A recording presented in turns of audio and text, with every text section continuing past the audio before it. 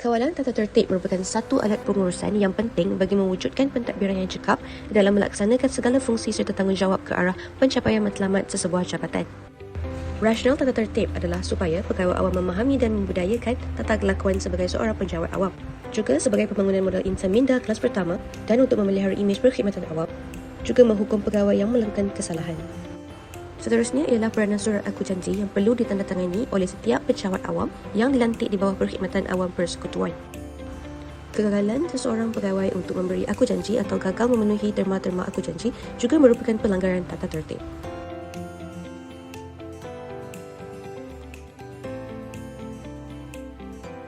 Akta Suruhanjaya Pencegahan Rasuah Malaysia 2009, Akta SPRM 2009, Akta 694, sebarang perbuatan menerima, meminta, memberi dan menawarkan rasuah atau suapan merupakan satu kesalahan.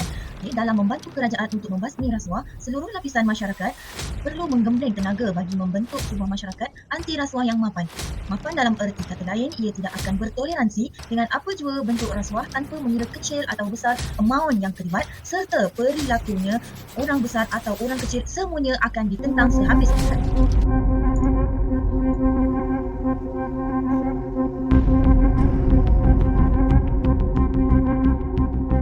Larangan yang seterusnya ialah larangan pelibatan pegawai awam dalam penyalahgunaan dadah seperti yang telah diperuntukkan di bawah Peraturan 7, Peraturan Pegawai Awam, Kelakuan dan Tata Tertib 1993. Peraturan 7 menyatakan bahawa pegawai awam adalah dilarang menggunakan atau mengambil apa-apa dadah berbahaya kecuali dipreskripsikan untuk kegunaannya bagi maksud perubatan oleh pengamal perubatan yang berdaftar di bawah Akta Perubatan 1971. Jika seseorang pegawai awam diperakui oleh pegawai perubatan kerajaan menggunakan atau mengambil dadah selain bagi maksud perubatan, pegawai itu boleh dikenakan tindakan tata tertib dengan tujuan buang kerja.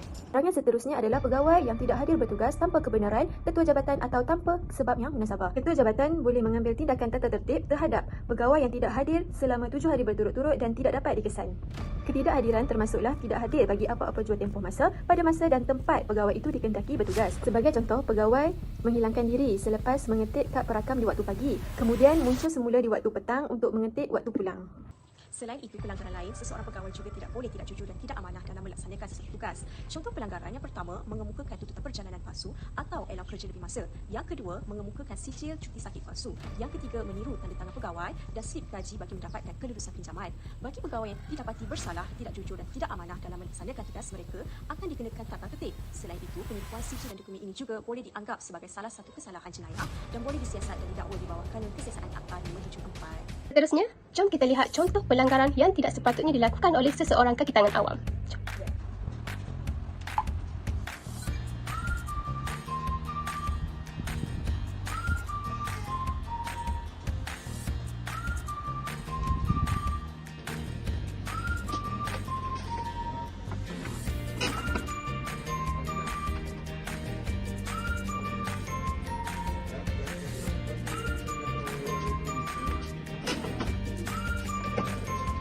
Mengetik kad perakam waktu pegawai lain merupakan satu kesalahan.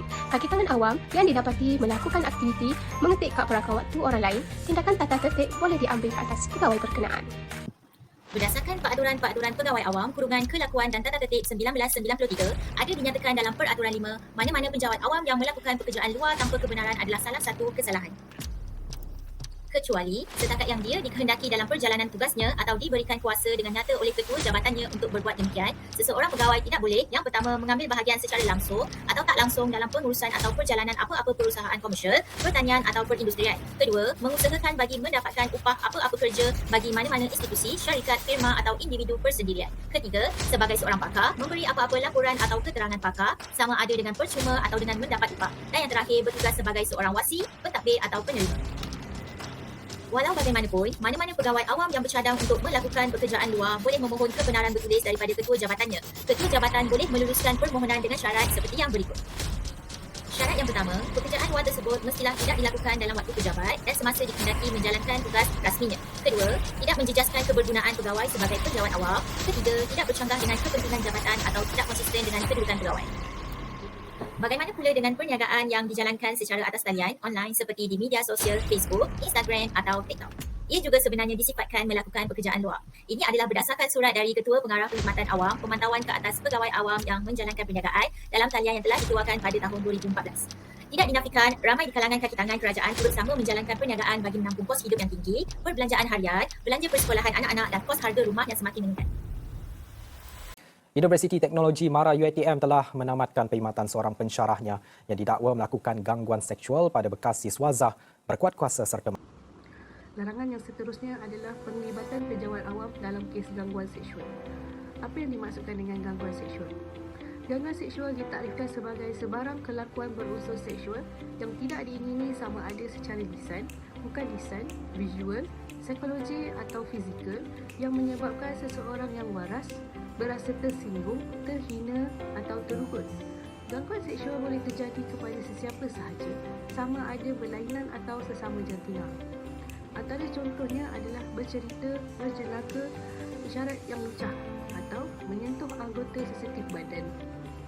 Gangguan seksual merupakan salah satu perlakuan yang dilarang mengikut Peraturan 4A Peraturan Pegawai Awam, Kelakuan dan Tata Tertib 1993.